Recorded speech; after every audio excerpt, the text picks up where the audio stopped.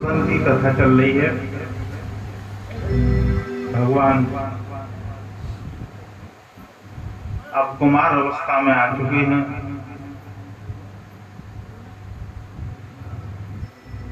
One में चारों भाई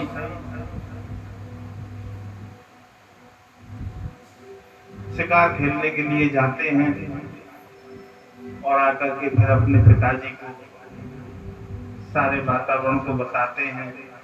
माता पिता उनकी लीलाओं को सुन करके जान करके बड़े प्रसन्न होते हैं और माता पिता की चारों भाई बड़ा आदर करते हैं। ओ प्रातः काल उठे कर रघुनाथा, मात पिता गुरु भाग्य माता, राम सिया राम जय जय राम, राम सिया राम जय जय राम।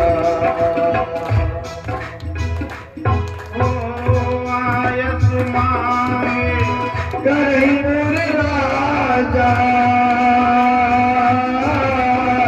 देख चरित हर कही मन राजा, राम सिया राम जय जय राम, राम सिया राम जय जय राम।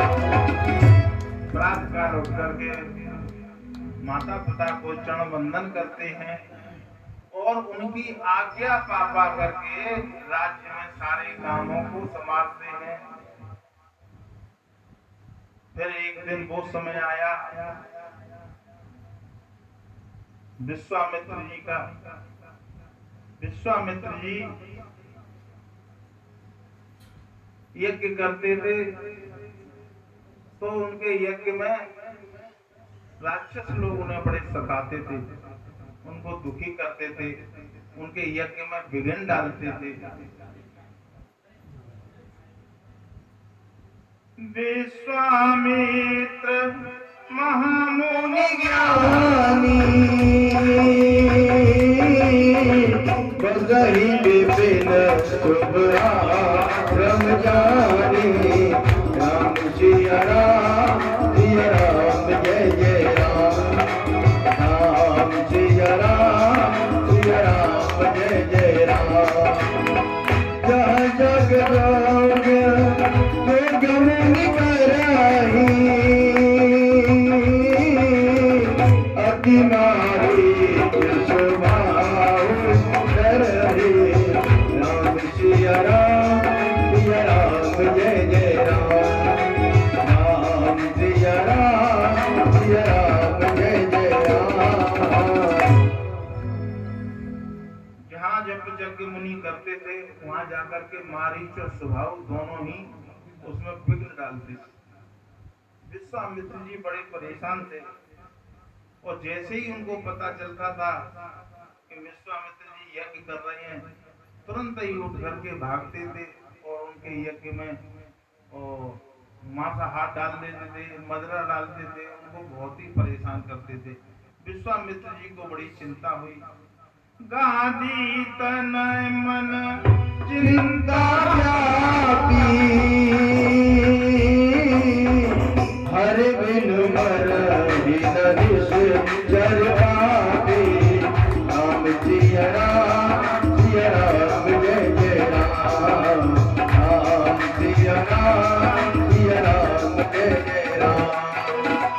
तब मुनिवर मन कीन विचारा, प्रभु अवतर हरन कही भारा, राम सिया राम जय जय राम, राम सिया राम जय जय राम। विश्वामित्र जी के मन में चिंता बाकी तो उनके हृदय में ऐसा भाव आया कि भगवान राम का तो अवतार दशरथ जी के यहाँ हो चुका है, क्यों ना मैं जाकर के उनके दर्शन करूं और उनको राम लक्ष्मण को मैं उनके यहाँ से अपने साथ ले आऊं और ला करके अपने की रक्षा कराऊं। उनके अंदर ऐसा भाव आया। विश्वामित्र जी थे तो क्षत्रिय राजा थे, लेकिन उन्होंने तपस्या से अपने स्वभाव को ब्रह्म तत्व में बदल दिया था।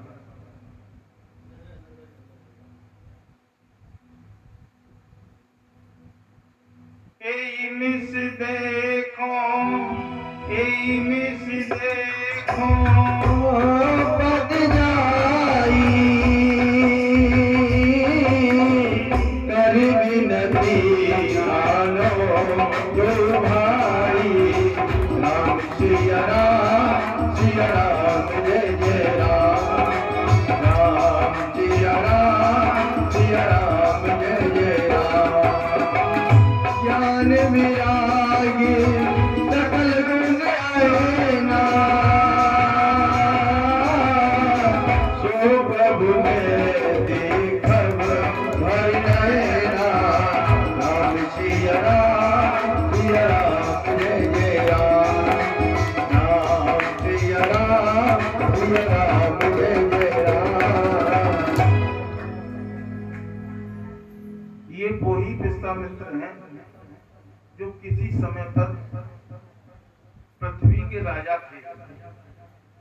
विशाल सेना थी इनके पास और बड़ा कार्यकाल था। बहुत ही अच्छे राजा हुए। क्या होता है, एक दिन गुरु वशिष्ठ के यहाँ ये पधारते हैं अपनी सेना लेकर।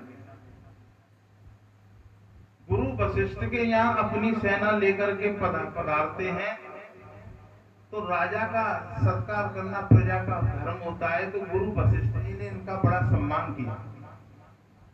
उनके पास एक कपिला गाय थी, तो कामधेनु गाय बोलते हैं।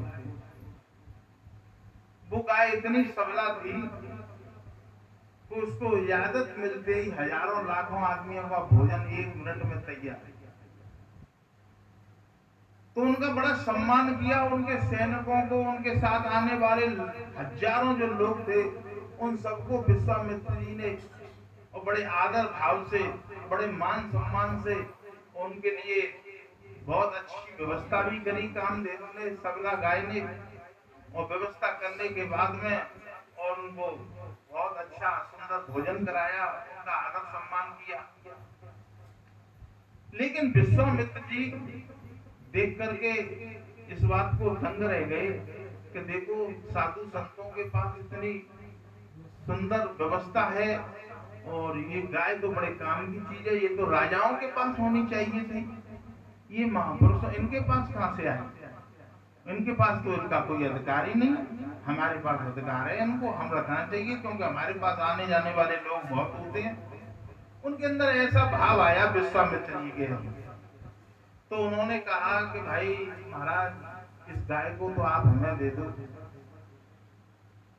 तो विश्वामित्र जी से उन्होंने कहा कि देखो भाई, ये गाय तो मैंने अपने आश्रम में और अतिथियों का सत्कार करने के लिए रखी है, मैं इसे आपको कैसे दे सकता हूं? तो उन्होंने कहा कि देखो, अगर आप हमें नहीं दोगे इस गाय को, हम इसे जबरदस्ती ले जाएंगे आपके। तो गुरु वशिष्ठ जी ने कहा कि देखो, तुम अगर जबरदस्ती लेना चाहते हो तो ले जाओ, लेकिन मैं तो इसे देने की इजाजत नहीं दूंगा। तो विश्वामित्र जी जबरदस्ती उस गाय को ले जाने लगे। चलने को तैयार नहीं हुई तो उसे मारने पीटने लगे, उनके सेवक उसे सताने लगे।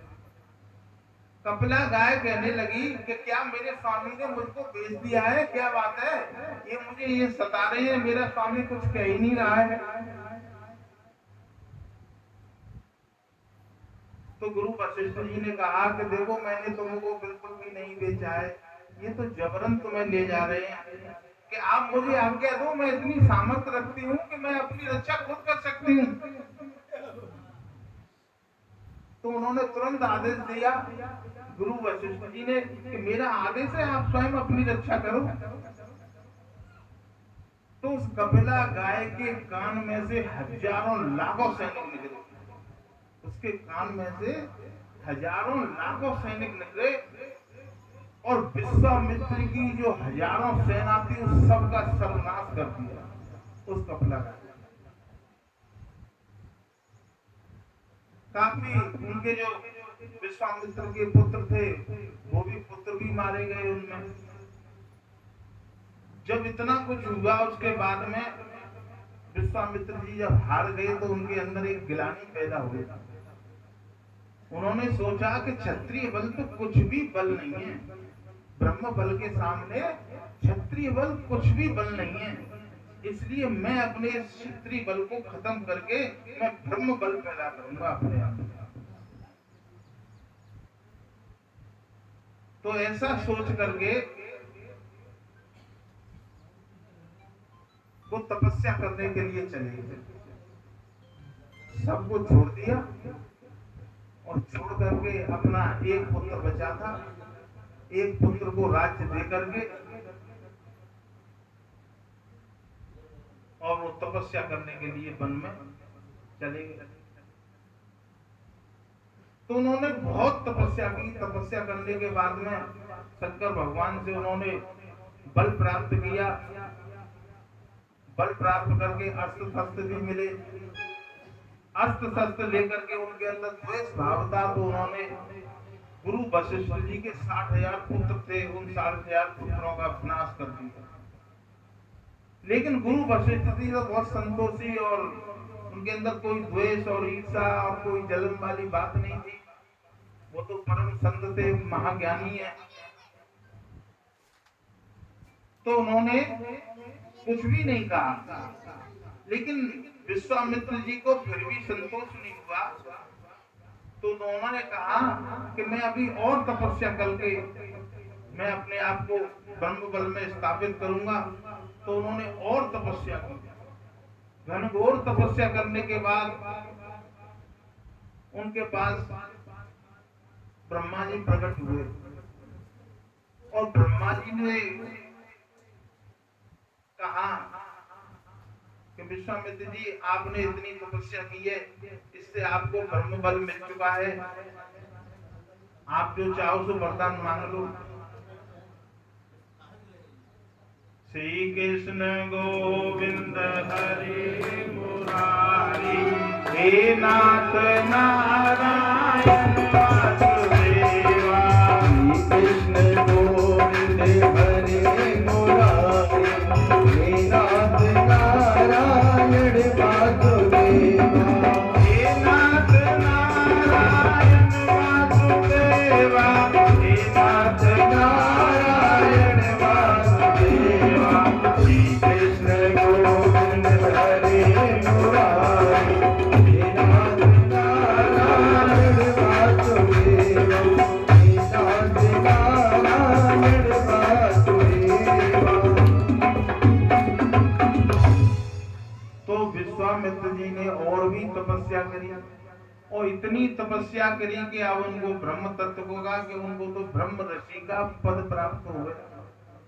ब्रह्मा जी फिर आते हैं उनके पास और उनसे कहते हैं कि अब तो आप ब्रह्म ऋषि बन चुके हो, अब तो आप जो चाहो सो मांग लो।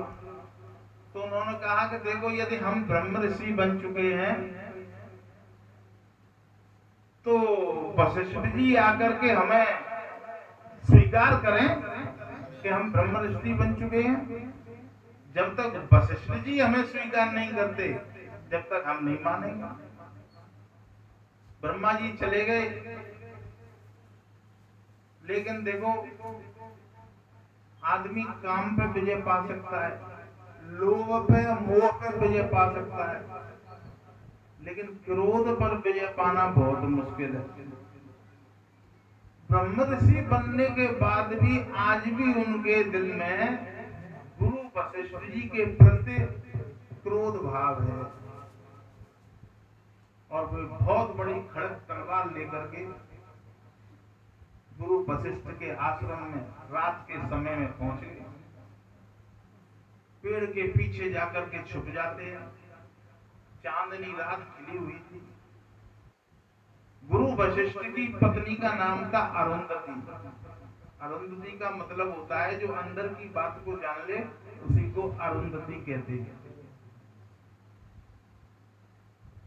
गुरु वशिष्ठ जी और उनकी पत्नी दोनों कुटिया से बाहर चांदनी रात में बैठे हुए थे। तो उनकी पत्नी बड़े आनंदित होकर के बोली कि महाराज, आज पता नहीं हमारे आश्रम में चांदनी इतना अमृत की वर्षा क्यों कर रही है। मुझे ऐसा लगता है कि पूरी दुनिया का स्वर्ग का जो आनंद है, वो सुकून है, आज चांदनी रात के द्वारा हमारे आश्रम में बरस रहा है।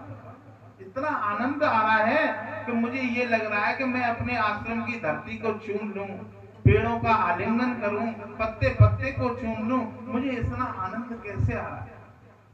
क्या आपको भी महसूस हो रहा है?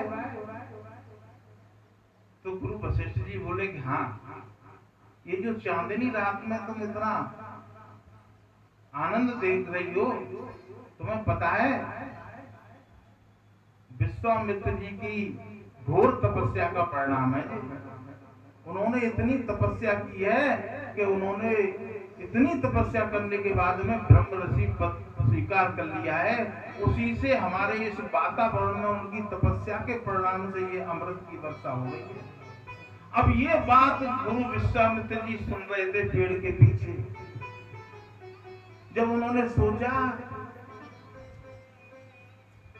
कि गुरु वशिष्ठ जी मेरे विषय में अपनी पत्नी से इतनी प्रशंसा कर रहे हैं और मैं उन्हें मारने के लिए खड़ग लेकर के आया हूं, उनके हाथ से तलवार छूट गई और तलवार छूट करके वो, और जब पेड़ से बाहर निकल करके आए तो गुरु वशिष्ठ जी के चरणों में दौड़ करके गिरे। उन्होंने तुरंत ही उनको उठाया और ब्रह्म ऋषि कह करके स्वीकार किया और अपने गले से रख दिया। ब्रह्म ऋषि कह करके स्वीकार किया और अपने गले से लगा लिया। दोनों में मित्रता हो गई। जनकपुर के पास सिद्धपुर आश्रम में, सिद्धपुर आश्रम है, उस आश्रम में विश्वामित्र जी रह रहे थे और वहां पर उन्होंने यज्ञ किया। यज्ञ में मारीच और सुबाहु नाम के राक्षस विघ्न डाल रहे थे और उनके मन में ऐसा भाव आया कि भगवान प्रकट हो चुके हैं, तो क्यों ना मैं भगवान को लेकर के अपने आश्रम में आऊं और मैं इन नेत्रों से भगवान के दर्शन भी करूंगा और दर्शन करते करते मैं आनंदित होऊंगा और वो मेरे यज्ञ की रक्षा करेंगे। ऐसा भाव लेकर के वो राजा दशरथ के यहाँ राम और लक्ष्मण को मांगने के लिए आ जाते हैं। ओ मुनिया गवन सुना जब राजा, बिन गयो देवे समाजा, राम सिया राम जय जय राम, राम सिया राम जय जय राम। करी दंडवत मुनि जनवानी, निज आसन बैठारी हारी, राम सिया राम जय जय राम, राम सिया राम जय जय राम। जैसे ही मुनि का आगमन सुना है, राजा दशरथ ने तुरंत सिंहासन छोड़ दिया।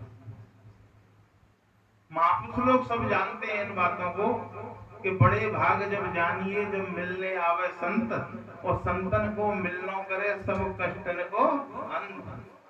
महापुरुष लोग इन बातों को जानते हैं कि कोई संत बिना बुलाए हमारे दरवाजे पे आया है तो ये हमारे बड़े भाग्य हैं। उन्होंने तुरंत ही अपना सिंहासन छोड़ दिया और मुनि का को दंडवत प्रणाम किया है, उनके चरण पखारे हैं और अपने सिंहासन पर उनको बैठा लिया।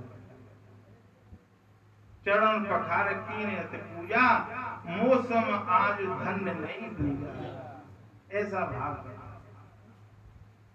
पुण्य चरणन में सुत चारी, राम देखे मुनि दे अविचारी, राम सिया राम जय जय राम, राम सिया राम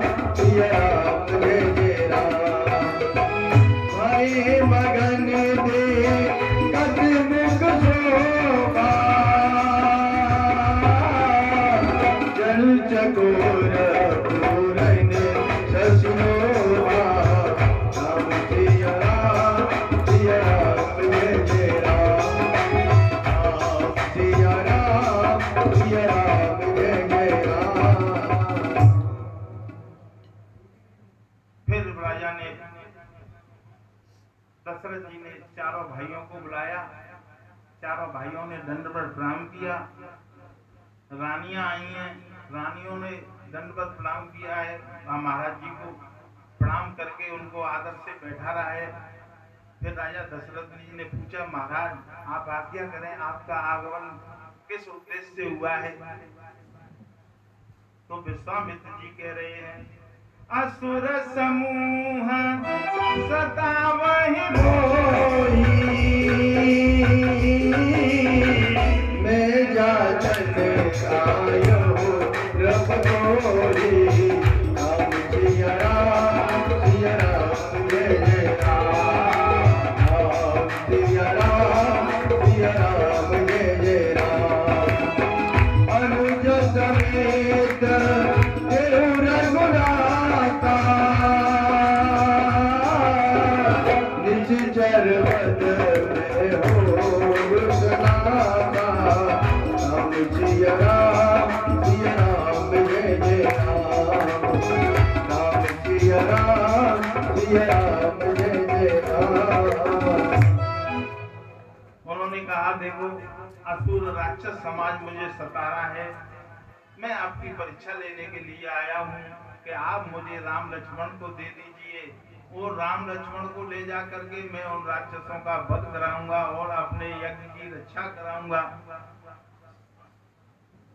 इस प्रकार जैसे ही विश्वामित्र जी ने राजा के सामने राम लक्ष्मण का प्रस्ताव रखा है, उनके पैरों के नीचे से जमीन खिसक गई कि महाराज कर क्या रहे हो तुम?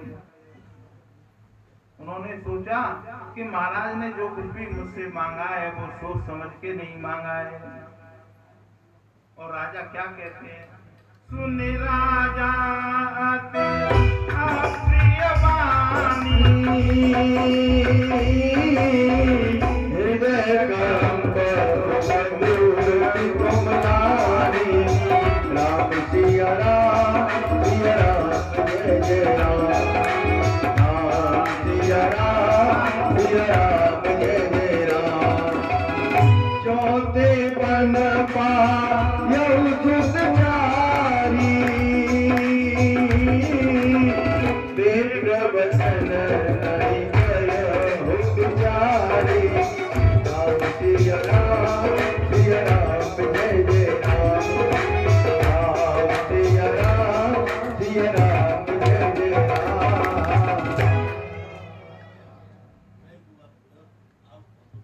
सुने राजा अति अप्रिय वाणी। राजा की ये कठोर वाणी सुनकर के राजा के नीचे से जमीन निकल जाती है और वो कह रहे हैं कि तुम क्या कह रहे हो? मैंने चौथी अवस्था में यानी बुढ़ापे में पुत्रों को पाया है और तुम मुझसे ये क्या मांग रहे हो? राजा के पास आकर के मांगते तो धन संपत्ति जो कुछ भी तुम्हें चाहिए, सेना भेज दूंगा मैं तुम्हारे पास संग में, और तुम जो कहो वो करने के लिए तैयार हूँ। तो कौन कौन सी काम करने के लिए तैयार है? मांगहु भूमि धेनु धन कोसा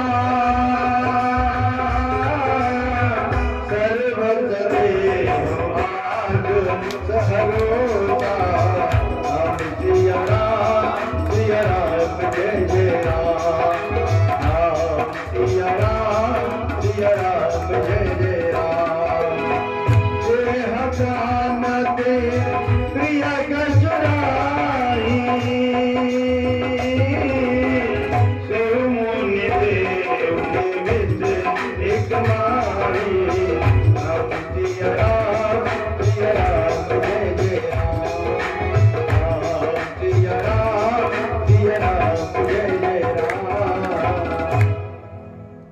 राजा कह रहे हैं कि मांगो भूमि धेनु धन कोसा सर्वस्व देव। आज से सोचा भूमि मांग लो, धन मांग लो, कोष मांग लो।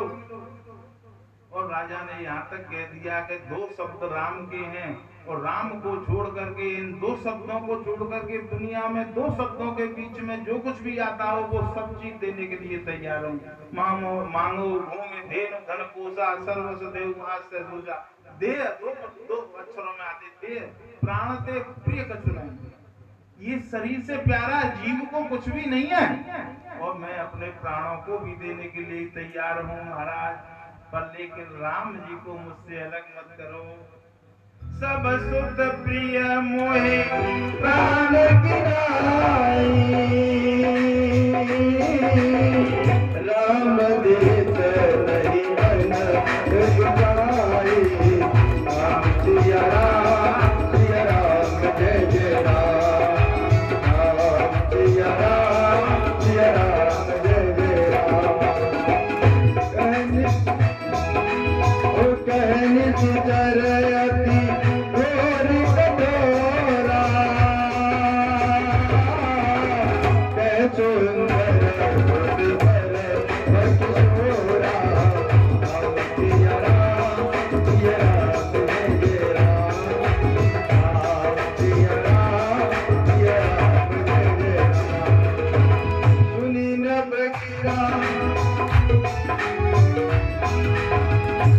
अब भगवान को देते लिए बनना है। उस जगह पे कवि क्या कहता है, देखिए कि राघव को मैं न दूंगा, राघव को मैं न दूंगा, मुनिनाथ मरते मरते, मुनिनाथ मरते मरते। राघव को मैं न दूंगा, राघव को मैं न दूंगा, मुनिनाथ मरते मरते, मुनिनाथ मरते मरते। राघव को मैं न दूंगा।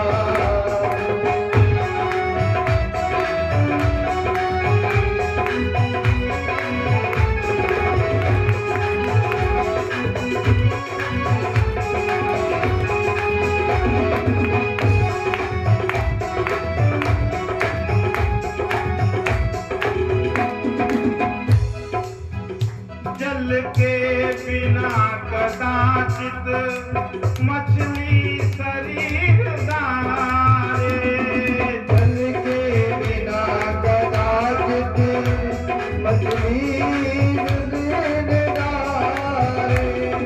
जल के बिना कदाचित मछली शरीर दारे, जल के बिना कदाचित मछली शरीर डारे। पर मैं न जी सकूंगा इनके बिना निहारे, पर मैं नहीं सकूंगा इनके बिना निहारे। कौशिक से हर रही है, कौशिक से हर रही है मेरे अंग डरते डरते, मेरे अंग डरते। राघव को मैं न दूंगा, राघव को मैं न दूंगा। मुनिनाथ मरते मरते, मुनिनाथ मरते मरते। राघव को मैं न दूंगा।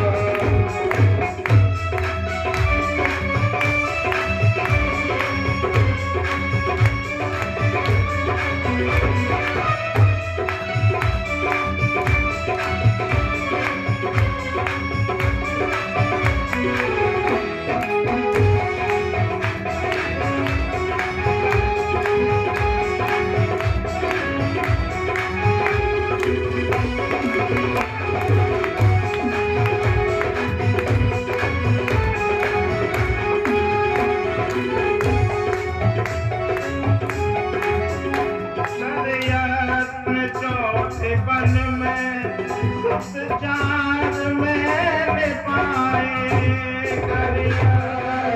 चौबन में खुद चार मैंने पाए।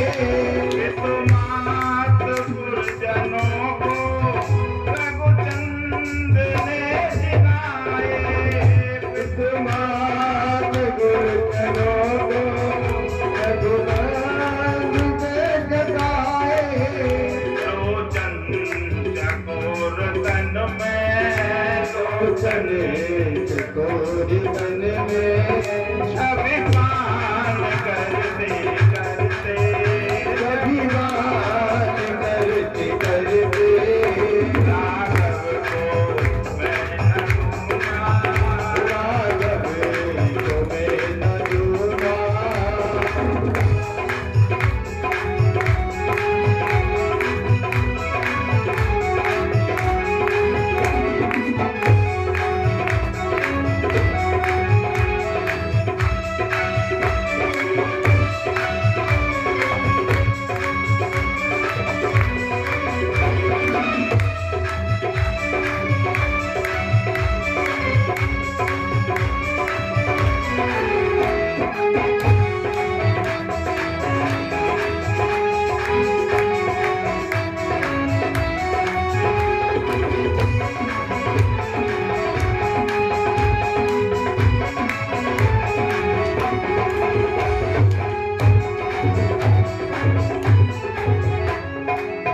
लड़के हैं राम लक्ष्मण कैसे करें लड़ाई। लड़के राम लक्ष्मण कैसे करे लड़ाई। गिरधर प्रभु को देते बनता नहीं गुसाई। को देते बलिदा नहीं गुसाई। गयों पड़े चरण में गयो बड़े चरण में उद्रक नीर बहते बहते रगनी बहती बहती राघव को मैं न दूंगा। राघव को मैं न दूंगा। मुनि रात मरते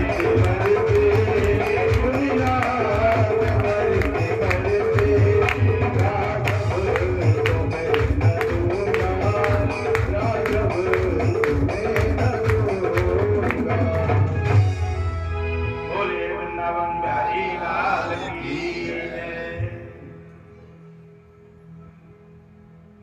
जब इस प्रकार रो करके राजा दशरथ चरणों में गिर पड़े हैं तो गुरु वशिष्ठ जी भी वहां थे।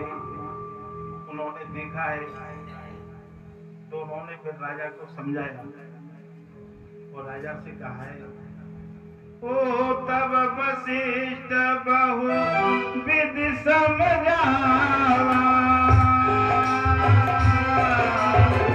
जब संदेह जाच कह पावा। राम सिया राम जय जय राम। राम सिया राम जय जय राम। राजा दशरथ ने जब इस प्रकार मना किया है तो गुरु वशिष्ठ जी कह रहे हैं कि महाराज तुम क्या कर रहे हो। मैंने अभी 8-15 दिन पहले एक स्वप्न देखा था। उस स्वप्न में मुझे ऐसा भास हुआ है कि विश्वामित्र जी तुम्हारे अगर बच्चों को ले जाएंगे तो इनका लगन करा करके ही वापस लाएंगे। इसमें तुम्हारा बहुत बड़ा फायदा है। तुम कर क्या रहे हो। अगर तुमने नहीं भेजे तो ये तुम्हें श्राप दे देंगे। इससे तुम्हारा अनर्थ हो जाएगा। तो जब दशरथ जी ने सुना कि मेरे पुत्रों को ले जा करके ये ब्याह करा के लाएंगे तो उनको परम आनंदित हुआ और उन्होंने अपने कुमारों को दोनों बच्चों को बुलाया। अति आदर दो तनय बुलाए। हृदय लाए प्रभु पाप सियाए। राम सिया राम जय जय राम। राम सिया राम जय जय राम।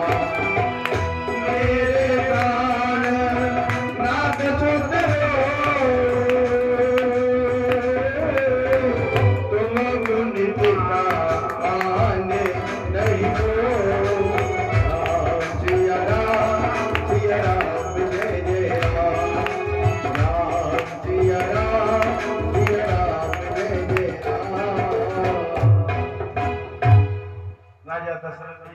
बच्चों को बुलाया, बुला करके और मुनि से कहा, मुनि मैं इनको अब आपके हवाले करता हूँ, आपको सौंप रहा हूँ। आज से इनके माता पिता आप ही हो, आप ही की रखवारे हो, आप इन्हें ले जा सकते हो। सौंपे भूप ऋषि सुत बहुविध देहि आशीष, जननी भवन गए प्रभु चले नाय पद शीश। सिया मंगल भवन मंगल भवन अमंगल हारी,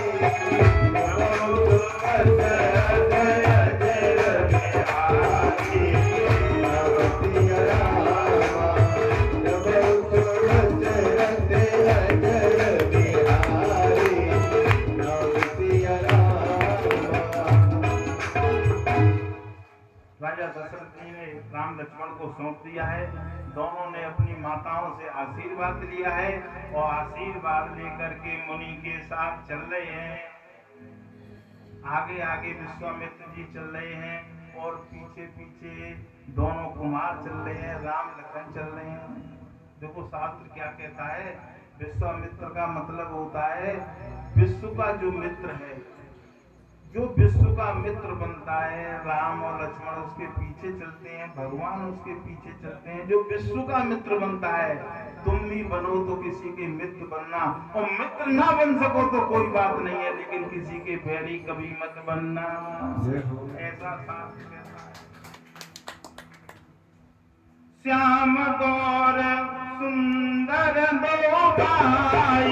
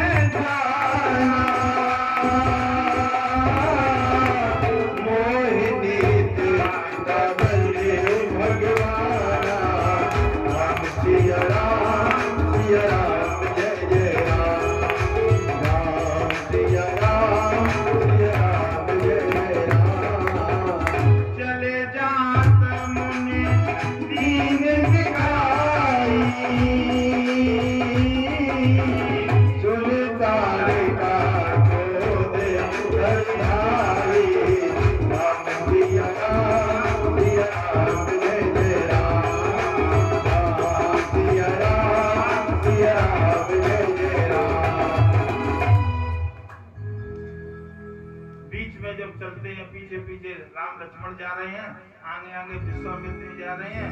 उसी समय बड़ी तेज गर्जना होती है और गर्जना होकर के बड़ी जोर का धूल का बमंडल उठता है। राम जी ने पूछा, गुरुदेव ये बमंडल किस बात का है, इतनी गर्जना भयानक कहाँ से हो रही है, आखिरकार क्या कारण है? तो उन्होंने कहा कि ताड़का नाम की एक राक्षसी इस वन में रहती है और वो राक्षसी इतनी भयंकर है कि सभी बच्चों को निगल जाती है। रामायण में ताड़का वासना का स्वरूप है। रामायण में ताड़का वासना का स्वरूप है, छोटे छोटे बच्चों को मारती है। और भागवत में पूतना वासना का स्वरूप है, वो वहां छोटे छोटे बच्चों को मारती है। तो गुरु विश्वामित्र जी ने कहा कि प्रभु इस ताड़का रूपी राक्षसी का भी उद्धार करो। तो एक ही बाण प्राण हर लीना, दीन जान दीन जगत लीना, राम सिया राम जय जय राम, राम सिया राम जय जय राम। एक ही बाण प्राण हर लीना, दीन जान दीन जगत लीना, राम सिया राम जय जय राम, राम सिया राम जय जय राम। और राम जी ने एक ही बाण से उसके प्राण चले गए। भगवान ने पूरी रामायण में देख लेना, जिस किसी का भी उद्धार किया है वो एक ही बाण से किया है, दूसरा बाण मारा नहीं है। और वैसे भी कहते हैं कि आदमी के भीतर के विकार जब तक नहीं मिट सकते जब तक राम का बाण उसके नहीं लगेगा। और राम बाण जब उसके भीतर लग जाता है तो उसका अंतर्गण पवित्र होकर के उसके विकार का नाश हो जाता है। तब ऋषि निज नाथ जिह चीना, विद्यानिधि कहु विद्यादीनी, राम सिया राम जय जय राम, राम सिया राम जय जय राम। जाते आग न छुआ पिपासा, अतुलित बल तनु तेज प्रगाढ़ा, राम सिया राम जय जय राम, राम सिया राम जय जय राम। अब विश्वामित्र जी ने उनको रास्ते में बैठाया और बैठा करके उनको ऋषि जी ने ऐसी ऐसी विद्याएं दी, ऐसा ऐसे मंत्र दिए कि जिनसे भूख प्यास नींद कुछ ना आवे, क्योंकि आगे उन्हें बहुत काम करने हैं। ये मौका मिला है गुरु वशिष्ठ जी को, विश्वामित्र जी को, तो उन्होंने उनको विद्या दे दी। तब ऋषि निज नाथ जी अच्छी, हाँ विद्या निध कहूं विद्या दीना, जो सबको विद्या देने वाले हैं उनको आज विद्या दे दी है। आयुध सर्व समर्पिके प्रभु निज आश्रम जान, कंद मूल फल भोजन दीन भगत हित जान, श्याम मंगल भवन मंगल भवन अमंगल हारी, बहुत दशरथ अजर बिहारी, राम सिया राम बहुत दशरथ अजर बिहारी, राम सिया राम। रात काल रात कहाँ मुनि सन रघुराई,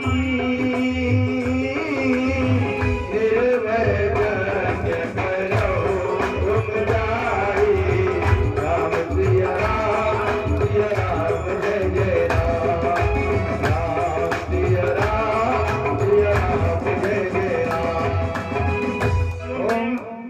सुन मारी जनता सागर कोई ले सहाय धावा मुनि जोई, राम सिया राम जय जय राम, राम सिया राम जय जय राम। प्रातः काल उठ करके राम जी ने और गुरु विश्वामित्र जी से कह दिया, आप निर्भय होकर के यज्ञ कीजिए, हम दोनों भाई रक्षा करते हैं यज्ञ की। और धनुष बाण लेकर के खड़े हो गए। धनुष ध्यान का प्रतीक है और बाण विवेक का प्रतीक है। जब भी हम भजन पूजा करने बैठे हैं तो ध्यान और विवेक को ध्यान में रखना, ध्यान हमारा कहीं और ना भटक जाए। और विवेक से ये है कि साधना करते हुए संसार के भोग पदार्थ नहीं मांगने हैं सिवाय भगवान के। ध्यान धनुष का धनुष ध्यान का प्रतीक है और बाण विवेक का प्रतीक है। तो दोनों भाई राम लक्ष्मण खड़े हो जाते हैं और इतने में मारीच और सुहावने को पता चला कि यज्ञ शुरू हो गया है, तो वो यज्ञ में विघ्न डालने के लिए तुरंत ही आ गए हैं। सुन मारीच निशाचर कोई, ले सहाय धावा मुनि जोई, राम सिया राम जय जय राम, राम सिया राम जय जय राम। बिनु परवान राम ते ही तारा, सत जो कर पारा,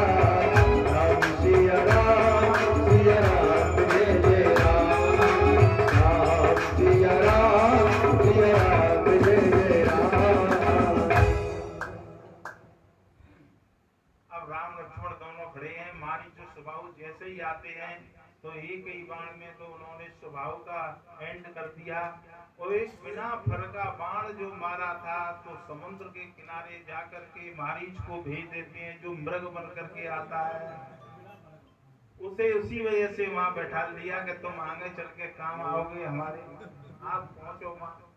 बिना फर का बाण मारा है और 100 योजन दूर जाकर के समुद्र के किनारे पर जाकर के पड़ा है मारी।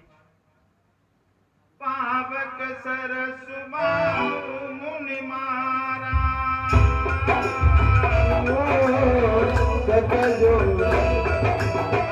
अनुजन साचर कटुक सघारा राम सिया राम जय जय राम सिया राम जय जय राम भगति है कथा पुराना कहे वे प्रजपि प्रभु जाना राम सिया राम जय जय राम सिया राम जय जय राम।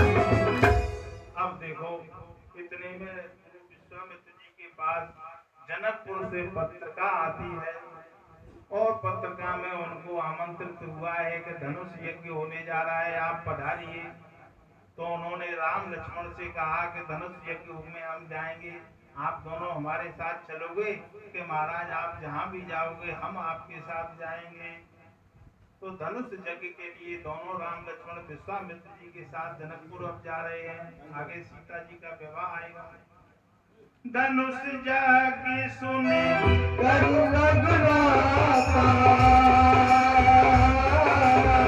भरत चले मुनिवर के साथा राम सिया राम जय जय राम सिया राम जय जय राम।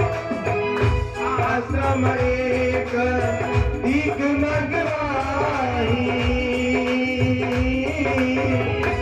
मृग जीव जंतु रहनाई राम सिया राम जय जय राम सिया राम जय जय राम। पूछा नहीं प्रभु की सकल कथा मुनि राम सिया राम जय जय राम सिया राम जय जय राम। हाँ, फिर उन्होंने एक आश्रम को रास्ते में देखा और उस आश्रम में कोई भी जीव जंतु नहीं था, चींटी से लगा करके हाथी तक कोई भी जीव जंतु उसमें नहीं था, सुनसान बियाबान जंगल था और वृक्षों के पत्ते भी मजे की बात देखो बिल्कुल सूखे थे। और उस आश्रम में जब राम जी निकले तो उन्होंने वहां एक शिला देखी और शिला ऐसी थी कि उसकी आकृति तो औरत की थी लेकिन वो पत्थर जैसी थी बिल्कुल। तो राम जी ने तुरंत ही उनसे पूछ लिया कि गुरु जी ये क्या बना है, ये क्या चीज है, ये पत्थर है लेकिन आकृति औरत जैसी है महाराज। तो उन्होंने कहा कि गौतम नार साप बस उपल देह धर वीर चरण कमल रज चाहते कृपा करो रघुवीर मंगल भवन मंगल हारी मंगल भवन अमंगल हारी दशरथ अजय बिहारी राम सिया राम दशरथ अजय बिहारी राम सिया राम। विश्वामित्र जी ने राम जी को बताया कि ये गौतम जी की पत्नी है अहिल्या, ये गौतम जी की पत्नी है अहिल्या और गौतम जी के श्राप से ये पत्थर की बन चुकी है। तो राम जी ने जिज्ञासा प्रकट की अब देखो सत्संग के समय में अभी 10 मिनट है, तो आप शांति से बैठो तो जब कथाएं और पूरी कर लेंगे। डिस्टर्ब करोगे सब कैसी बात। हाँ, तो कहने का तात्पर्य है, तो उन्होंने कहा, गुरुजी बोले कि देखो तुम्हें पता नहीं है, इनके पतिव्रता धर्म को नष्ट कर दिया था इंद्र ने। ये घर पे थी और इंद्र इनके पति का रूप धारण करके आया और आकर के इनके पतिव्रता धर्म को नष्ट कर दिया। तो राम जी बोले कि भाई एक बार बताओ, तो श्राप जो गाय इंद्र को मिलना चाहिए था, इनको इतना भयंकर श्राप क्यों दे दिया? भाई ये तो अपने घर पे थी, इनकी क्या गलती है? अब वो कोई आदमी चोर घर पे घुसे आए तो गलती बात चोर की है ना। तो राम जी ने तो फिर विश्वामित्र जी ने विस्तार से कथा सुनाई कि इनकी भी गलती थी। अब उस कथा में बताते हैं कि देखो एक बार की बात थी कि ये पूरी जो सृष्टि है ब्रह्मा जी ने बनाई है, और पूरी सृष्टि में गुण और दोष की मिट्टी मिलाकर के इस सृष्टि की रचना की है। इस पूरी सृष्टि में ऐसा जीव जंतु पेड़ पौधा कोई भी नहीं है जिसमें गुण भी हो और दोष भी हो, दोनों चीज मिलेंगी। उन्होंने ऐसे समझ लो कि पीली मिट्टी में भूस मिला करके और जब कोई आइटम बनाया जाए, अब तुम मामे थे भूसे अलग करना चाहो तो नहीं है पागल। ऐसे ही ब्रह्मा जी ने गुण दोष को मिला करके उन दोनों को सान करके ये सृष्टि बनाई है। इसलिए संसार में गुण भी है, दोष भी है। हर व्यक्ति के अंदर गुण भी मिलेगा, दोष भी मिलेगा। देखो पति पत्नी, गुरु शिष्य और माता पिता, इनकी एक लीला ऐसी है कि अगर ये भले रहना चाहें तो काउ के दोष नहीं बतावे। आदमी अगर औरत की दृष्टि में भलो बनना चाहे तो बाकी दोष नहीं गिनावे कबो, तो कहेंगे मेरे पति तो बहुत बढ़िया है। और गुरुजी अगर शिष्य में दोष नहीं बतावे कि जा गलती है मत करो भाई ये पाप है, तो अगर दोष बतावेंगे तो गुरुजी बहुत खराब, और दोष न बतावे तो गुरुजी बहुत बढ़िया है। ऐसे ही पिता पुत्र में उसके दोष गिनाएगा तो पिताजी बहुत खराब है। और इसी प्रकार माता यदि संतान के भीतर से दोष गिनाती है तो वो भी बहुत गलत बात है। तो अहिल्या शब्द का मतलब होता है, हिल्य शब्द कहते हैं निर्दोष। दोष शब्द का मतलब, अहिल्या का मतलब होता है निर्दोष, और हिल्य शब्द का मतलब होता है दोष। आ हटा दिया जाए तो दोष है और आ लगा दिया जाए तो निर्दोष है। तो ब्रह्मा जी ने एक बार मन में सोचा कि वैसे ही हमें सब लोग देवता लोग हमें दोष देते हैं कि महाराज तुमने फलाना बनाया, बाकी अंदर जित दोष हुआ है, फलानी चीज बनाई बा में जित दोष हुआ है, और बा में गुण तो जितने हैं पर बा में दोष कितने हैं। इनने हमें बहुत परेशान करो है। अब हम एक चीज ऐसी बनावेंगे ताकि कोई दोष ना हो। तो उन्होंने संसार की दुनिया के तीनों लोगों में से दिव्य दिव्य पदार्थों में से उनका उचित अंश लेकर के एक दिव्य सुंदरी कन्या का निर्माण किया, जो आचार में विचार में किसी भी बात में उसके अंदर रस्ती भर भी दोष नहीं था, ना उसके शरीर में कोई दोष था, ना उसके आदर भाव में कोई दोष था, ना उसके स्वभाव में कोई दोष था, ना उसके बर्ताव में कोई दोष था। उसके अंदर कोई दोष नहीं था, और जिसके अंदर कोई दोष नहीं था उसका नाम था अहिल्या। अब जब अहिल्या का निर्माण हो गया तो सबसे पहले इंद्र को पता चला, तो इंद्र ललायत हो गया कि महाराज जाको पानी पिलाए तो हम करेंगे, जाकी शादी तो हमसे होनी चाहिए। और देवताओं को पता चला तो वो भी कहने लगे कि नहीं साहब, जाको विवाह तो हमसे होना चाहिए। तो धीरे धीरे सभी देवताओं को पता चला तो सभी ललायत होने लगे कि ऐसी दिव्य कन्या का संबंध तो हमसे होना चाहिए। अब तो ब्रह्मा जी के पास उम्मीदवार बहुत इकट्ठे हो गए। अब बहुत इकट्ठे हो गए तो ब्रह्मा जी ने मन में सोचा कि भाई उम्मीदवार ज्यादा हैं, इस समय इसका शादी का योग नहीं बन पा रहा है। तो गौतम ऋषि उस समय पे नासिक के पास गोदावरी, बताते हैं गोदावरी एक आश्रम है, रहते थे और वे गायत्री के बहुत अच्छे उपासक थे गौतम ऋषि।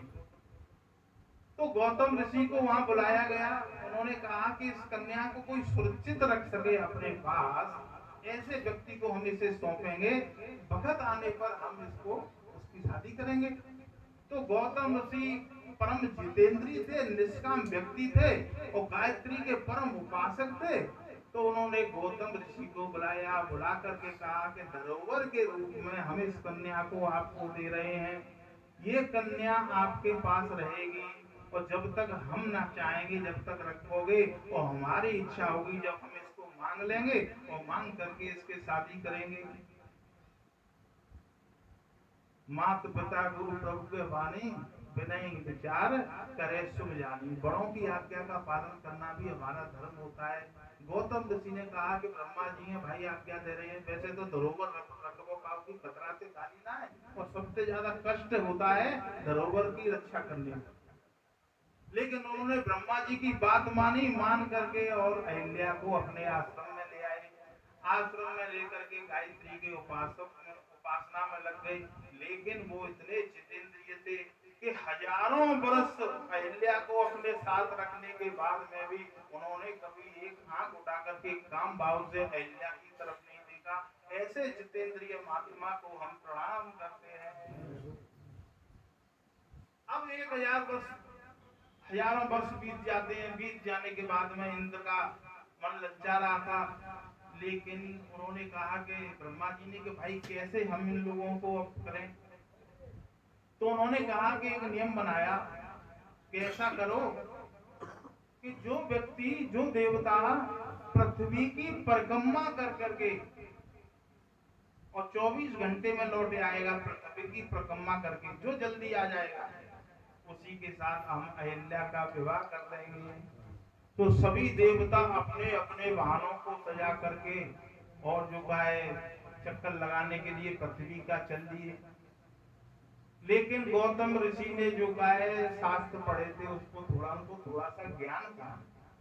उसी समय पे एक ऐसी घटना घट जाती है उनके आश्रम में कि ऐसा बताते हैं कि कोई गाय अगर ब्याह रही हो तो कभी कभी ऐसा होता है कि वो सबसे पहले योनि में से उसका मुख बाहर आता है और कभी कभी पैर भी बाहर आते हैं।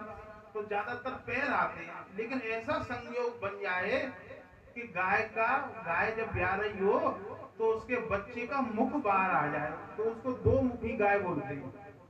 अगर वो दो मुखी गाय अगर ऐसे दर्शन हो जाए और उसकी कोई 3 परिक्रमा लगा ले तो पृथ्वी की परिक्रमा का जितना पुण्य है उसे प्राप्त हो जाता है। तो गौतम ऋषि ने उसको पढ़ा था और जैसे ही ऐसा दर्शन हुआ कि मेरे आश्रम में गाय ब्याह रही है तो उन्होंने तुरंत ही उस गाय की 3 परिक्रमा कर दी। भाई पृथ्वी पे यज्ञ भी होते हैं, पृथ्वी पे भगवान भी अवतार लेकर के आए हैं, पृथ्वी पे दान पुण्य होते हैं, सारे तीर्थ पृथ्वी पर हैं और पृथ्वी की परिक्रमा करने से ये पुण्य उन्हें प्राप्त हो जाता है, सबसे बड़ा पुण्य होता है। तो जैसे ही उन्होंने परिक्रमा की तो ब्रह्मा जी ने आदेश कर दिया कि अहिल्या का विवाह गौतम जी के साथ होगा। अब इंद्र सबसे पहले परिक्रमा पृथ्वी की लगा करके आया और उसने कहा कि महाराज तुमने जी क्या करो, गौतम ऋषि के पास तो ऐसे बहानों ना आपके वो परिक्रमा लगाया पृथ्वी की, और बताओ तुमने तो सरासर अन्याय कर दिया। तो ब्रह्मा जी ने कहा कि तुम्हें पता नहीं है, शास्त्रों में ऐसा आदेश है कि जो ऐसी 2 मुखी गाय की परिक्रमा लगा लेता है उसे पूरी पृथ्वी की परिक्रमा का लाभ मिल जाता है। लेकिन इंद्र तो द्वेष से भर गया, उसके मन में ऐसा भाव आया कि नहीं साहब मैं अहिल्या को प्राप्त करके ही मानूंगा। अब अहिल्या के साथ गौतम ऋषि का विवाह हो गया। विवाह होने के बाद वो आश्रम में ले आए, उनके साथ हजारों वर्ष तक रहे। उस दरमियान में उनके एक संतान पैदा हुई, उस संतान का नाम था सतानंद। सतानंद जी पुरोहित बने थे राजा जनक के, जिन्होंने जो गाय सीता जी का विवाह कराया था। अब वे बड़े आनंद से रह रहे थे। ब्रह्मा जी ने इस बात को गौतम ऋषि के थोड़ी सी संज्ञान में भी डाल दिया था कि देखो इस इंद्र से बचते रहना, इसकी नीयत खराब है, वो तुम्हारी औरत के प्रति भाव गलत रखता है। अब ऐसा हुआ, हजारों वर्ष बीतने के बाद में इंद्र ने एक षड्यंत्र रचा। ऐसा षड्यंत्र रचा अहिल्या के लिए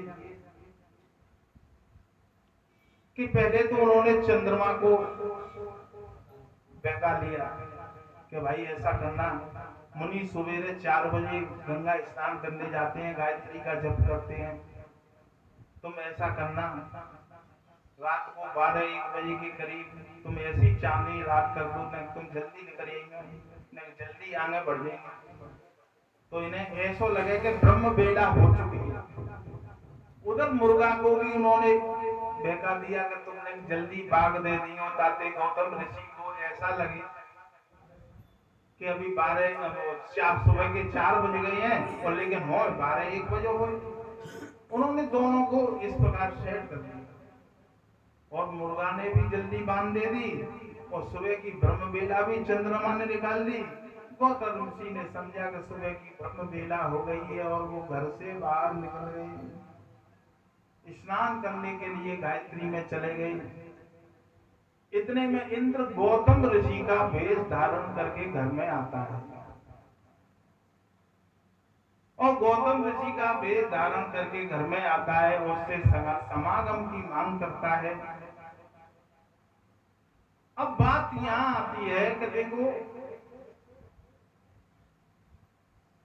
दूर रह करके तुम किसी व्यक्ति को नहीं जान सकते कि ये व्यक्ति विचारों में कैसा है, इसके भाव कैसे हैं, इसके आचार कैसे हैं, लेकिन नजदीक रह करके तुम जान सकते हो।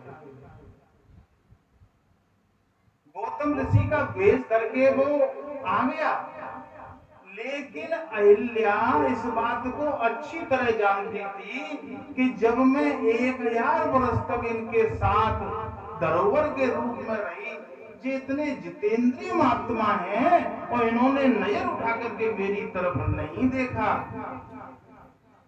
आज जी ब्रह्म बेला में और गायत्री जप करके स्नान करने जा रहे हैं और रास्ते में लौट करके मुझसे ऐसा घिनौना जघन्य अपराध करने की बात कर रहे हैं। वो समझ गई कि ये मेरे पतिदेव तो है नहीं, लेकिन उसके अंदर एक स्पृहा आ गई। उस समय पे ऐसी स्पृहा आई कि देखो, हजारों वर्ष होने के बाद भी इंद्र है ये, और इंद्र के दिल में मेरे प्रति कितना प्रेम है कि हजारों वर्ष के बाद भी मेरे पति का रूप धारण करके आ गया है।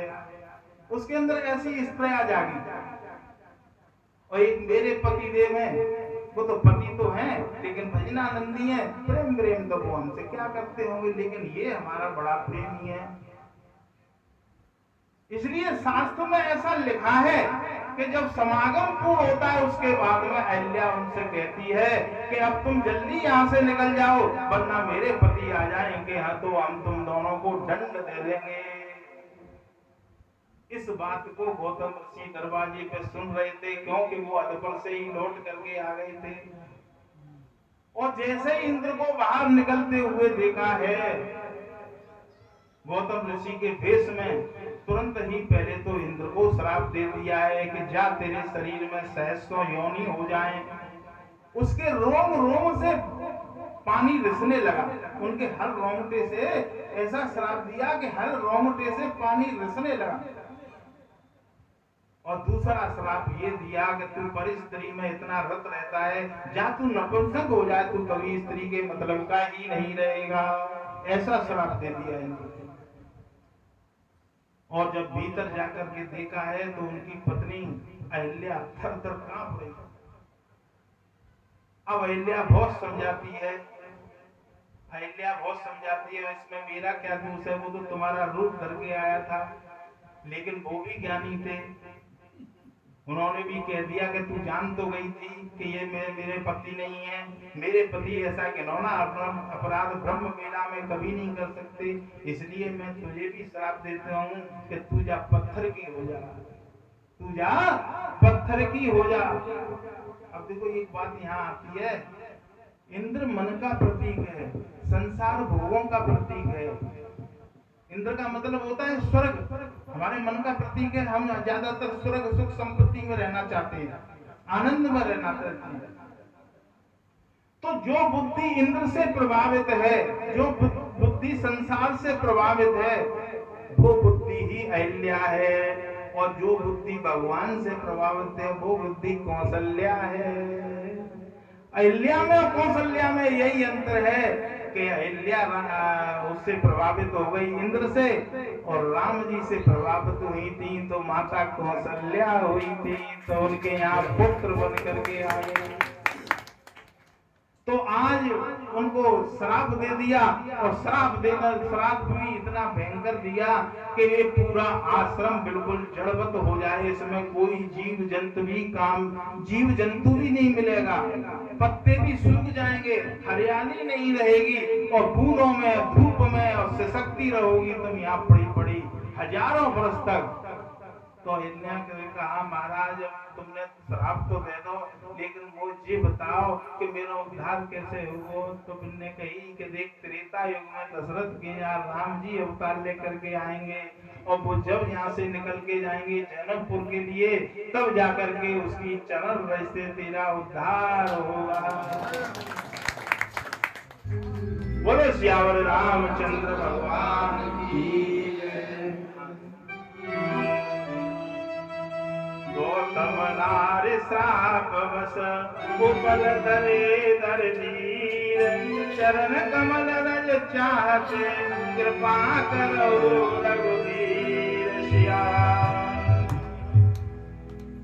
पर सत पद पावन शोकन सावन, प्रकट भई तपनी सही कत गुणायक जन दुखदाय, धन मुख होई पर जोरी रही। अति देव नदीरा पुलक शरीरा, सुख नहीं आई वचन कही। अति बड़ भागी कर गही लागी, जुगल नयन गलदार भई। यजुवनि कीना प्रभु बहु कीना, रघुपति कृपा भगति पाई। अति निर्मल वाणी अद्भुति भाई, ज्ञान गंग जय रघुराई। मैं नारी पावन प्रभु जग पावन, रावण रिपु जग सुखदाई। राजीव विलोचन भव भय रोचन, पाहि पाहि कर रही जाई। सुनि साधु जुदीना अति भल कीना, परम अनुग्रह निधाना। देखौ हरिलोचन हरि भव भोजन, यही नाम शंकर जाना। विनती प्रभु मोरी प्रेयति भोरी, नाथन मारौ पद आना। पद कमल परागा रस अनुरागा, मम मन मधुर करे पाना। यही पद सुर सरिगा परम पुनीना, प्रगट भई शिव शीश धरी। कोई पद मंगल देई हो गई अगति, सिर धरे मेरी भांति सिधारी। गौतम नारी बार बार हरि चरण परी, जो पति मन भावा सो वर पावा, से पति लोकानंद भरी। अस प्रभु दीन बंधु हरि, कारण रहित दया। तुलसीदास सतते भजो, छानि कपट जयता। दिया पद पावन की जय करे, शंकर हरि जय जय सिया राम, जय जय हनुमान हरि की जय। बोलो सियावर रामचंद्र भगवान की जय। एक समय ऐसा था कि मुर्गा का आश्रमों में बड़ा सम्मान था, लेकिन गौतम ऋषि ने मुर्गा को साफ दे दिया कि तू आज के बाद हमारे आश्रमों के उन पास दिखाई नहीं देगा। और चंद्रमा को श्राप दे दिया कि जा तू कलंकित हो जा। तो चंद्रमा में आज भी दाग दिखाई देते हैं। इन सबको श्राप दे करके और अहल्या जड़बत पड़ जाती है और राम की प्रतीक्षा करने लगती है। हजारों वर्ष जो निकल जाते हैं तब जाकर के राम जी आज उनके पास आते हैं और गुरु जी ने पूरी कथा विस्तार से सुनाई और उनको पता चल गया। अब वो कह रहे हैं कि भाई देखो किसी भी प्रकार ये तुम्हारी चरण रज मिलते ही ये पूरी नारी बन जाएंगी और आप इन पर कृपा करो। अगली कथा अगले सत्संग में बताएंगे। आज के सत्संग को नहीं विराम देंगे। दूर करो दुख दर्द